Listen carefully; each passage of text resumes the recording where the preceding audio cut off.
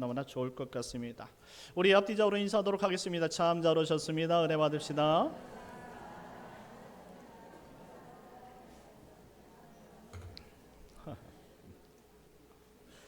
감사합니다.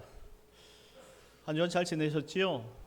예, 여러분들 얼굴 보면 한 주간 잘 지내셨다는 것이 표가 나요. 잘 지내니까 항상 이게 얼굴도 살도 쫙 찌고 말이죠. 환하게 얼굴색도 좋고 말이죠. 너무나 감사합니다. 오늘 특별히 많이 참석해서 감사하고요. 어떤 상황인지 하나님께서 은혜를 베풀어 주셔서 이 자리에 함께 나왔다는 자체가 너무나 기쁜 것 같습니다. 가정의 달이 우리 부모님들을 통해 가지고 그렇게 은혜의 자리로 채워나가는 것 같아서 너무나 좋습니다. 오늘 본문 말씀을 통해서 누가 구원을 받을 수 있습니까? 라는 제목으로 은혜를 나누려고 합니다. 누가 구원을 받을 수 있겠습니까? 예수 만난 사람이 구원받는 줄 믿으시기 바랍니다. 특별히 먼저 예수님 당시 이 어린이에 대한 생각을 좀 살펴볼 필요가 있습니다. 지금은 너무나 귀한 영혼이고 존귀하고 마땅히 사랑받아야 된 귀한 영혼들이다 라고 말하는 거는 있지만, 예수님 당시 철저하게 신분과 계급이 나누어진 시대에서는 통념상 어린아이들이 그렇게 인격적으로 취급받지는 못했습니다. 한마디로 천덕꾸러기구나, 귀찮게 여긴 천대하던 그러한 시기였다라는 것을 알 수 있어요. 그래서 오늘 본문 말씀에 보면 어린아이가 예수님께 등장하는 것을 제자들이 이렇게 앞에서 막는 것을 볼 수가 있는데요. 당시 어린이들은 부모가 없으면 살아갈 수 없는 존재이고, 그리고 사람들에게서 그 당시 마땅히 어른들에 있어서 어른 중심의 사고고 어른 중심의 생활을 하기 때문에 어린이들이 그 안에 개입하는 것을 상당히 불편하게 생각했던 시대였다라는 것을 여러분들 기억할 필요가 있어요. 그럼에도 불구하고 오늘 본문 말씀을 보게 되어지면 오늘 예수님께 부모님들이 자신의 어린이들을 데리고 왔다는 사실을 볼 수가 있습니다. 여러분들한테 질문을 던져본다면 왜 부모들이 예수님께 어린아이를 데리고 왔을까요?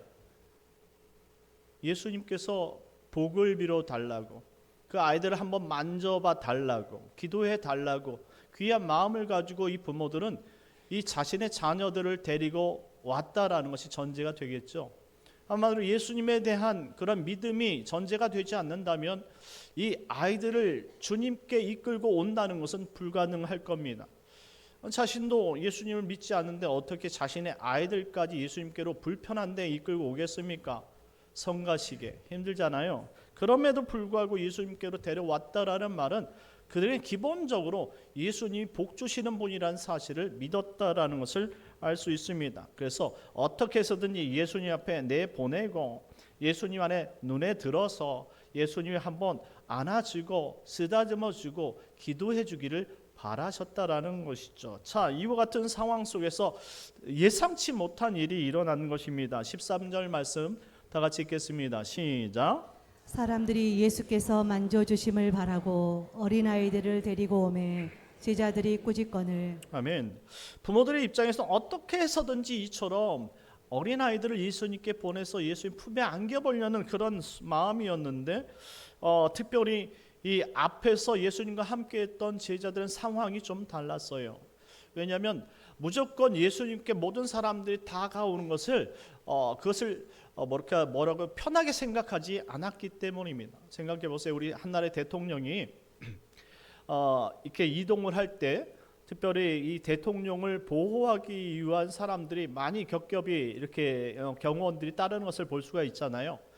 그래서 일반인들이 대통령에게 쉽게 다가갈 수는 없는 거예요. 다가갔다간 경호원들이 어떤 일인지 모르니까 앞에서 막아내는 것처럼 오늘 예수님께서 말씀을 가르치던 자리에도 많은 사람들이 다 예수님께서 하신 말씀을 듣고자 해서 또 만져보고 싶어서 다 만지러 온다면 이 제자들의 입장에서는 그것이 불편할 수밖에 없는 것이죠. 예수님의 말씀은 좋으나 예수님께 나아가는 것은 쉽게 나아가지 못하도록 막아섰던 것입니다. 그래서 이때 이 성가시게 굴었던 이 아이들을 향해서 오늘 제자들이 꾸짖었다라고 표현합니다. 꾸짖었다. 이 표현은 그냥 성가셔서 그랬다라고 생각하셨으면 좋겠습니다. 이때 예수님의 반응이 뜻하지 않았습니다. 14절 말씀 다 같이 읽겠습니다. 시작. 예수께서 보시고 노하시어 이르시되 어린아이들이 내게 오는 것을 용납하고 금하지 말라. 하나님의 나라가 이런 자의 것이니라. 아멘. 예수님은 제자들에게 노하셨다라고 표현하고 있습니다. 한 번도 예수님께서 제자들을 꾸짖어 본 적이 없는데, 특별히 사탄이 대적하거나 그리고 이 반대 세력에 부딪혔을 때에 그 거짓을 진리로 대항할 때에 분노하셨던 것은 있었지만, 이처럼 갑작스럽게 제자들을 꾸짖으시고 노해본 적은 없었다 이 말입니다. 이 노하시다라는 단어 자체가 에가 나크테 센이라는 단어인데요, 이것은 격분하다라는 의미를 가지고 있습니다. 이는 많이 화를 내다라는 의미를 가지고 있어요. 평상시 사탄마귀 외에는 화를 내지 않으셨던 분인데 마치 사탄마귀 되하듯이 많은 화를 내니 제자들이 얼마나 당황했겠느냐 이 말입니다. 그러면서 예수님께서는 오히려 이렇게 말씀하십니다. 어린아이들이 내게 오는 것을 용납하고 금하지 말라라는 것입니다. 여긴 분명히 상징적인 이유가 있었던 것이죠. 그렇다면 매번 제자들이 어린아이들이 오는 것을 막았던 것은 아닐 거예요. 그리고 어린아이들이 매번 예수님을 따라다녔던 것도 아닐 겁니다. 그런데 오늘 상황 속에서 이와 같이 말씀하신 건 분명히 상징적인 메시지가 담겨 있기 때문입니다. 왜냐하면 하나님 나라는 이와 같이 어린아이들 것이다 라고 설명하고 있기 때문입니다. 하나님 나라가 이런 자의 것이다 라는 말씀입니다. 자, 그러면 여러분, 우리가 생각해 볼 것이 있습니다. 하나님 나라는 어린이들의 것이냐라는 질문입니다. 그런 것은 아닐 겁니다. 만약 하나님 나라가 어린이들 것이라면 우리 예수 믿고 따라가는 우리들은 어떻게 하냐 이 말이죠. 그러니 어린이들의 것이란 말씀은 어떤 상징적인 말씀을 해주고 있다라는 것이죠. 그렇다면 또 한 가지 질문을 할 수 있습니다. 어린이들이 죽으면 다 천국에 들어갈 수 있는 것이냐라는 질문도 해볼 수 있는 것이죠. 충분히 우리 어린이들을 가지고 있는 부모의 입장이라면 이 어린이가 만약 불의의 사고를 당한다면 어떻게 될 것이냐라는 신학적 입장도 생각해 볼 필요가 있습니다. 여러분들은 어떻게 생각합니까? 어린이들이 죽으면 천국에 가는 것일까요? 여기서 신학적 견해를 말씀드린다면 이 어린이들은 여전히 아담의 원죄를 이어받은 한 인격체라는 것을 전제해야 된다 이 말이에요. 어린이라고 해서 무조건 천국에 가는 것은 아니다라는 말이죠. 왜냐하면 어린이들도 분명히 부모로부터 인해서 유전자를 받았잖아요. 그 유전자를 받을 때 외형의 그 DNA만 받은 것이 아니라 아담으로부터 물려받았던 원죄까지도 물려받았다 이 말입니다. 원죄를 가진 인간은 천국에 갈 수 있습니까? 천국에 가지 못해요. 왜냐하면 심판을 받기 때문입니다. 그러니 우리가 무조건 이 땅에 착하고 선량한 모습으로 산다고 해서 천국 가는 것은 아니란 말이에요. 그것은 어린아이도 예외가 될 수 없다라는 것이죠. 이 땅에 태어난 모든 인격체들은 다 원죄를 가지고 있기 때문에 하나님의 심판 안에 놓여 있다는 사실 꼭 기억하셔야 되는 거예요. 그러니 우리가 주일학교 때 배우는 이 어린이 주일학교의 신앙교육이 얼마나 중요한지를 여러분들 꼭 생각하셔야 됩니다. 그렇다면 또 한 가지 질문을 할 수가 있어요.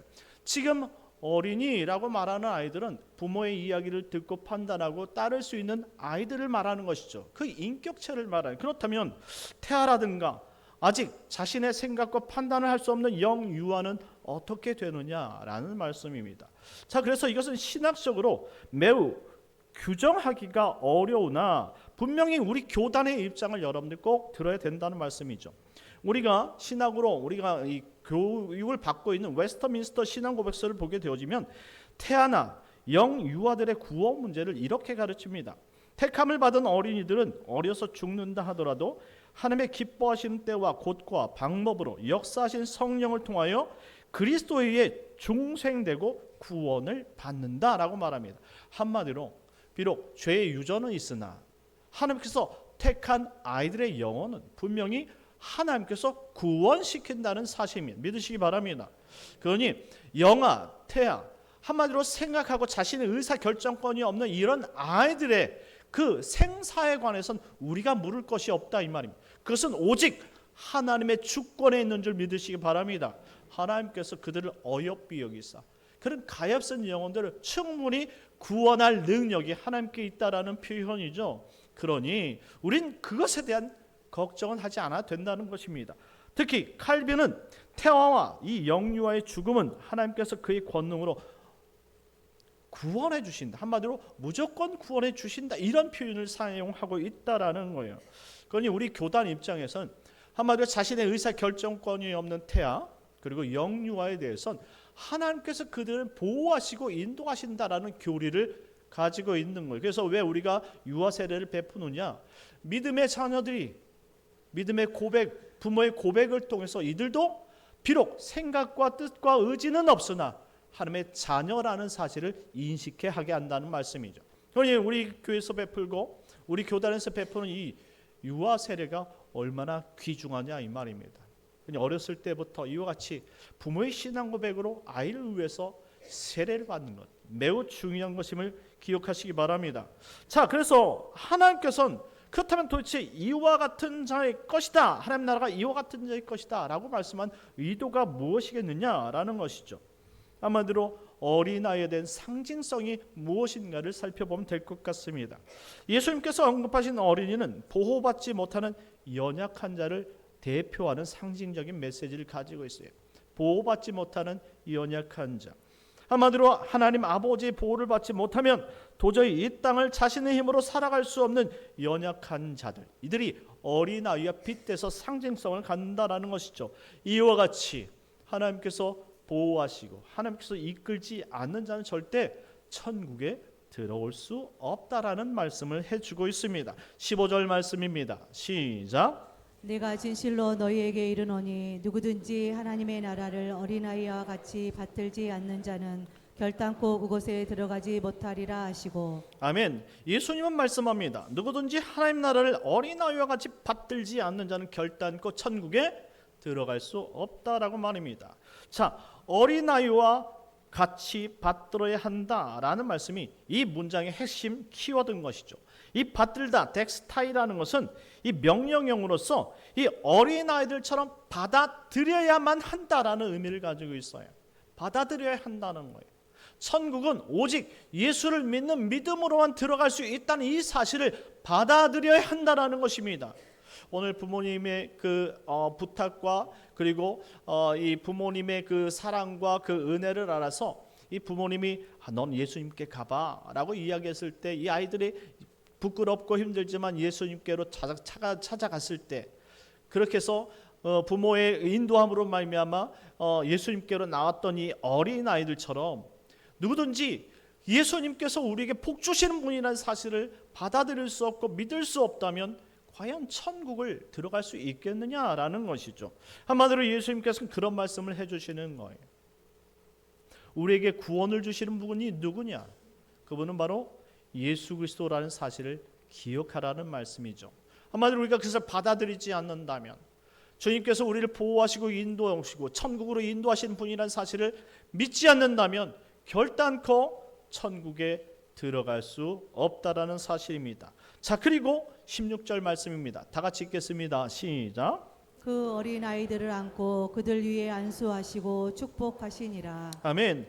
이 말씀은 믿음의 결국 주님의 품에 안기니 하나님께서 축복해 주시더라라고 문장이 마무리됩니다.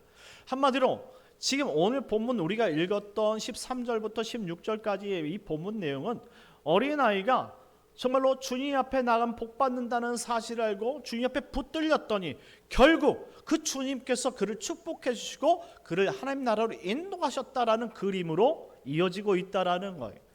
그분, 우리에게 복 주시는 그분이 예수라는 사실을 우리가 믿고 그분 앞에 나아간다면 주님께서 우리에게 복 주시고 특별히 영원한 생명으로 우리를 인도해 주신 줄 믿으시기 바랍니다. 그 사실을 받아들이는 자는 결단코 복을 받겠지만 받지 못하는 사람들에겐 복이 없다는 사실로 귀결되는 것이죠. 이때 한 사람이 예수님께 등장합니다. 그걸 우리가 읽었던 17절 말씀인데요. 다 같이 한번 읽겠습니다. 시작. 예수께서 길에 나가실새 한 사람이 달려와서 꿇어 앉아 묻자오되 선한 선생님이여 내가 무엇을 하여야 영생을 얻으리이까. 아멘. 예수님께 갑작스럽게 한 사람이 등장했다라고 말하고 있습니다. 마태복음에서 이 사람을 청년이라고 말하고 누가복음에서는 관리라고 말합니다. 모두가 표현은 다르지만 오늘 본문에 등장했던 이 한 사람에 대한 신분과 나이를 설명해 주고 있습니다. 마태복음 표현을 따진다면 청년이 젊은이다라는 말이죠. 오늘은 어린이 주일이기도 하지만 중고 청년 주일이기도 합니다. 우리는 어린이만 귀한 것이 아니에요. 지금 중고등학생은 얼마나 귀합니까? 청년들 얼마나 귀해요. 그러니 이 5월 달의 첫째 주일은 각 부서 주일학교에서 귀하게 여기는 그 영혼들을 위한 날이다 이렇게 생각했으면 좋겠습니다. 근데 이 청년은 관리라고 말합니다. 이 관리라는 단어가 아르콘이라는 단어인데요, 특별히 지도자, 공회원을 뜻하는 단어예요. 이스라엘은 최고 지도자 회의가 있었습니다. 한마디로 우리 대한민국으로 국회가 있듯이 이 국회를 이끄는 지도자들이 있었는데 그들을 아르콘이라고 말하는 거예요. 산헤드린 공회의 지칭이죠. 한마디로 매우 젊은 나이지만 유능한 지도자였다라는 사실, 존경받는 지도자였다는 사실을 전제해주고 있는 것이죠. 그런 젊고 유능한 청년이 지금 예수님께 나와서 선생님, 내가 무엇을 어떻게 해야 영생을 얻을 수 있습니까? 라고 질문을 한 것입니다. 여러분들, 영생을 어떻게 해야 받을 수 있습니까? 어떻게 받는다라는 것은 분명히 어떤 행위로 받느냐라고 질문을 던진 거예요. 여러분들에게 행위로 구원을 받을 수 있습니까? 여러분들, 행위로 구원을 받을 수 있는 사람이 이 땅에 존재합니까? 아무도 존재하지 않아요. 왜냐하면 구원 자체가 하나님께서 베푸시는 은혜이기 때문에 인간의 행위는 그 어떤 은혜의 방편으로 사용될 수 없다는 거예요.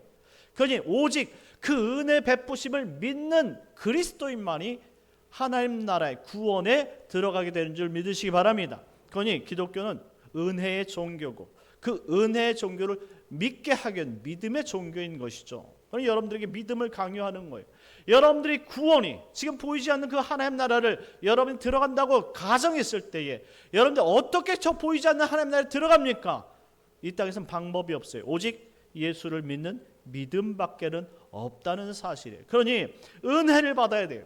예수를 믿는 그 믿음이 있어야 된다 이 말이죠. 그것이 없으면 구원에 이를 수 없는 거예요. 그런데 오늘 이 젊은 지도자는 예수님께 나와서 그 구원이 행위에 있는 줄 알고 있었다 이 말입니다.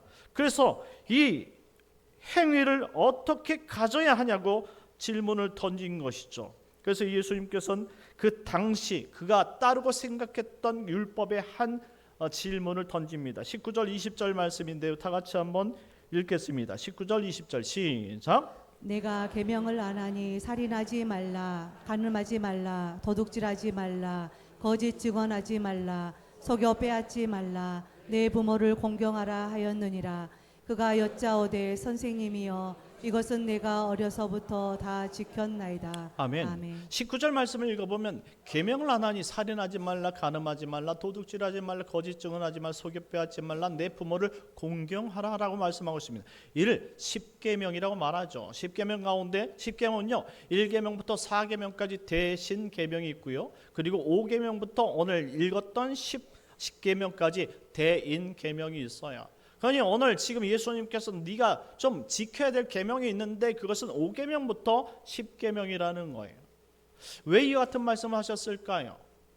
계명은요 지키라고 있는 것이죠. 그래서 20절 말씀에 그가 여짜오되 선생님이여 이것은 내가 어려서부터 지켰다라고 말합니다. 그런데 계명은 지키는 것에 포인트가 있겠지만 구원은 우리가 계명을 지킨다고 해서 구원을 받는 것은 아니란 사실을 가르쳐 주는 거예요. 왜? 구원은 우리의 행위에 있지 않기 때문입니다. 예수 그리스도를 믿는 믿음에 우리가 구원이 있다라는 말이에요. 자, 여러분들에게 이렇게 설명을 해볼게요. 여러분들이 오늘 이 자리에 왜 나왔습니까? 주일이기 때문에 나왔어요. 주일날 왜 나옵니까? 하나님 앞에 예배드리고 나왔어요. 그러면 예배드리는 행위로 여러분들이 구원받을 수 있습니까? 아니란 말이에요.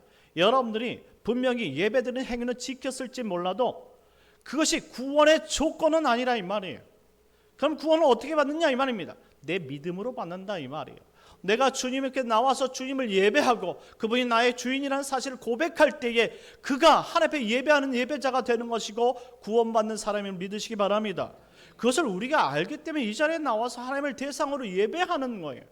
그런데 우리가 이 자리에 나온 목적이 하나님을 예배하는 것이 아니라면 그 사람은 그 행위를 아무리 지켰다 할지라도 구원을 받을 수 없다라는 이야기인 것이죠. 그러니 우리 행위와 구원은 다르다라는 설명이에요. 그렇다면 우리가 왜 예배를 합니까? 우리가 은혜로 구원을 받았기 때문에 그래요. 우리가 하나님을 만났기 때문에 구원을 받았잖아요. 하나님의 어떤 분이라는 것을 우리가 이제 이해하기 시작했어요. 그분 없이는 우리가 천국에 갈 수 없다는 믿음을 갖게 됐습니다. 그러니 이제 그것을 지키기 위해서는 어떻게 해야 됩니까? 먼저 예배당에 나와야 돼요. 그리고 주의를 지켜가며 하나님을 예배하는 자가 바로 정체성을 확보하는 것이고 하나님 앞에 예배하는 구원받은 사람이라는 거예요. 그러면서 시작되어지는 것이 신앙생활이라는 것이죠. 그런데 오늘 이 청년은 무엇이 잘못된 겁니까? 이와 같은 신앙은 없고 형식만 남았던 거예요. 종교생활만 남았다라는 말이죠. 한마디로 종교인으로서 과거로부터 들었던 것이 무엇이냐면 율법을 행하고 안식일을 준수하고 할례를 행하면 선민으로서 마땅히 하나님 나라 간다고 생각했던 거예요. 그런 잘못된 형식적인 생각이 정말 신앙에 아무런 도움을 주지 못하고 있다는 것이죠. 그는 하나님을 믿어 구원을 이룬다는 사실은 생각하지 않고 내가 이 자리에 참석함으로 내 율법의 의무를 지켰으므로 마땅히 구원받는다라고 생각했던 거예요. 그러니 믿음을 가진 은혜의 사람과 행위를 가진 율법의 사람은 생각 자체가 다를 수밖에 없는 것이죠. 율법은 바로 행위에서 멈출 뿐 아무것도 얻을 수 있는 것이 아니라는 말이에요. 3장 로마서 3장 20절 말씀처럼 율법을 주신 이유가 뭡니까?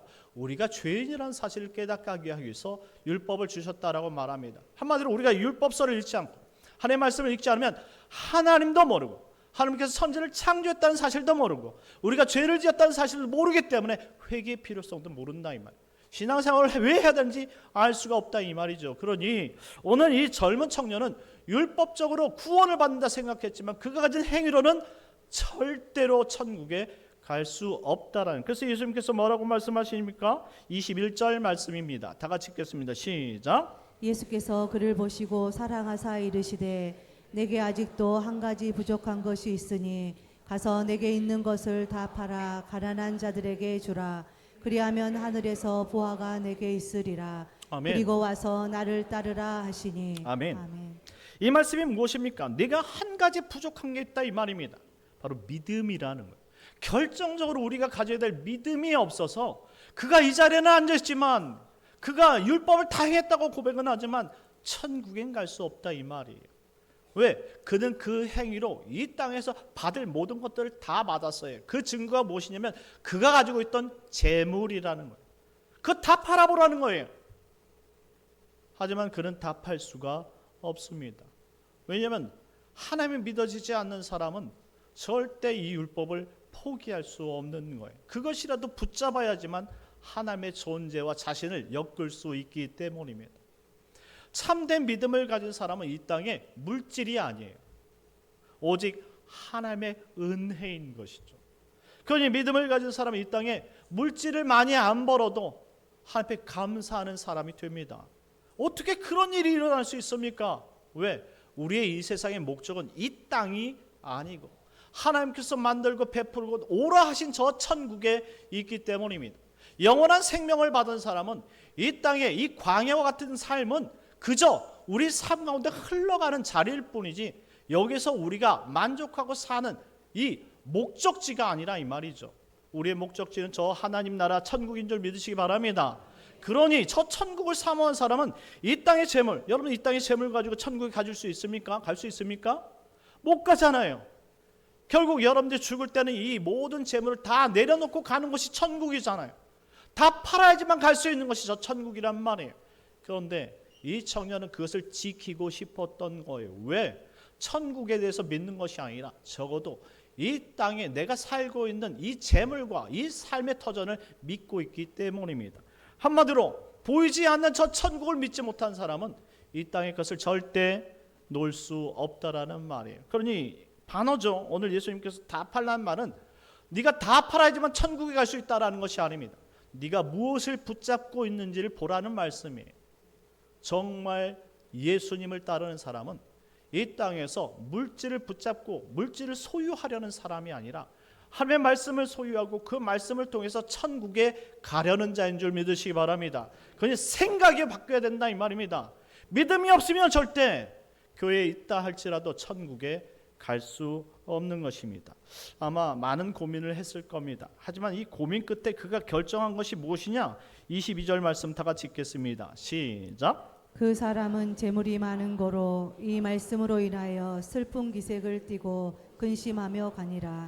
그 청년은 떠났다 이 말입니다. 결국 자신이 믿어지지 않는 것은 선택하지 않고 확실한 것 재물을 선택했다 이 말이죠. 청년이 붙잡은 것이 재물과 현상 세계였어요.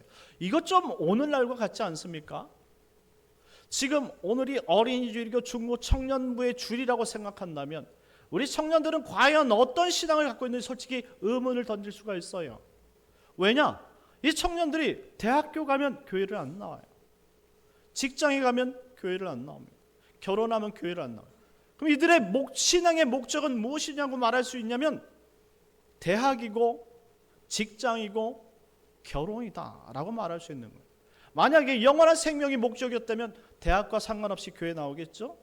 직장과 상관없이 교회 나오겠죠? 결혼과 상관없이 교회를 나옵니다.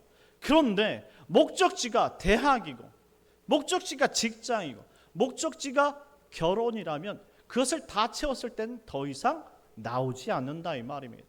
지금 오늘 예수님께 나온 그 사람도 자신의 신앙생활 다 했다라고 말하지만 결국 하나님께서 원하시는 구원받는 믿음은 없다 이 말이에요.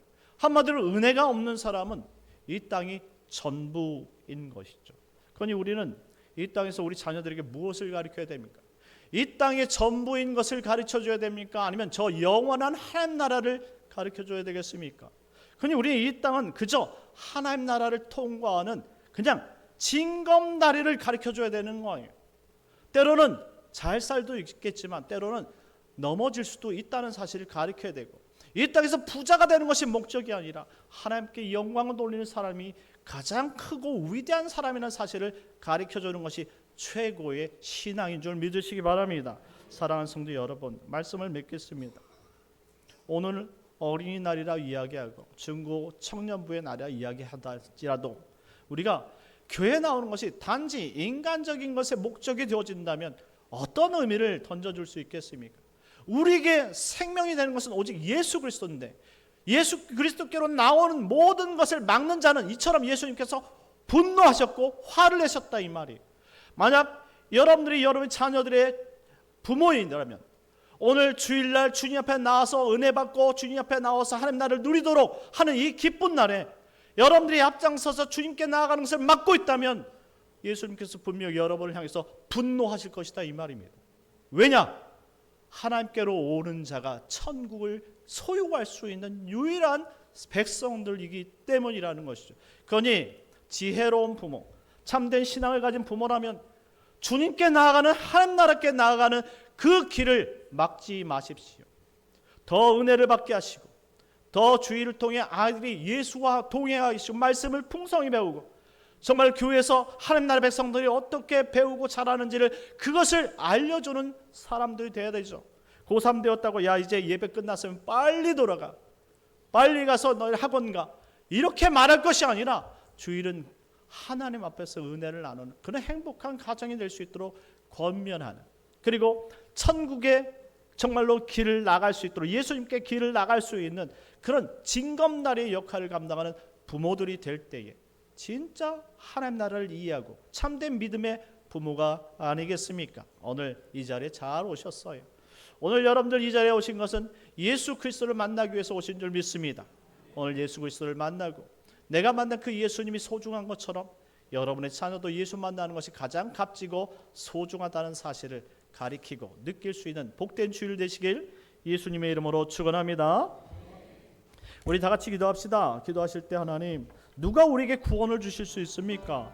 오직 예수 그리스도를 믿는 믿음이 우리를 구원시킬 수 있다는 사실을 기억하고 예수 앞에 나온 자는 죄와 사망 권세에서 자유함을 얻고 하나님 나라를 소유하게 되어 있으니 하나님 오늘 우리가 예수님께 나와서 이유같이 죄와 정말로 우리 사망을 정말로 벗어버리고 예수님의 생명을 우리가 얻음으로 말미암아 참된 구원의 역사를 경험하고 주님 가정 천국을 이룰 수 있는 복된 가정들이 되게 하여 주옵소서. 우리 주여 한번 외치고 기도하겠습니다.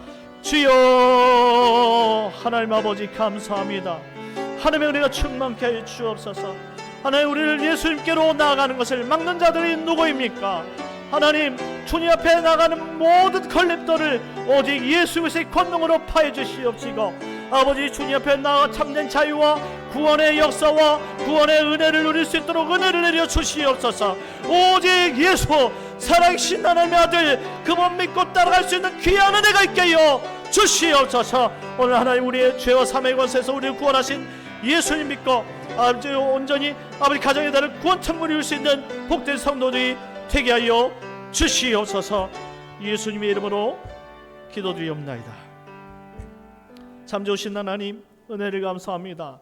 하나님, 어린이 주일을 맞이해서 하나님, 우리가 주님 앞에 나갈 때 참된 위로와 생명을 받는다는 사실을 알고 있사오니, 하나님, 우리가 주께로 나가는 아버지 그 길을 방해하는 자들이 되지 않게 하시고, 하나님, 오히려 우리가 주께로 나가는 징검다리가 되어서 아버지 많은 이들로 하여금 예수를 만나게 하시고 예수 천국을 누릴 수 있도록 그 은혜를 베풀어 주옵소서. 오늘 이 자리에 참석한 모든 성도님들에게 예수님의 한량없는 은혜를 쏟아부어 주시옵시고 참된 위로와 평안을 받게 하여 주시옵소서. 예수님의 이름으로 기도드리옵나이다. 아멘. 우리 다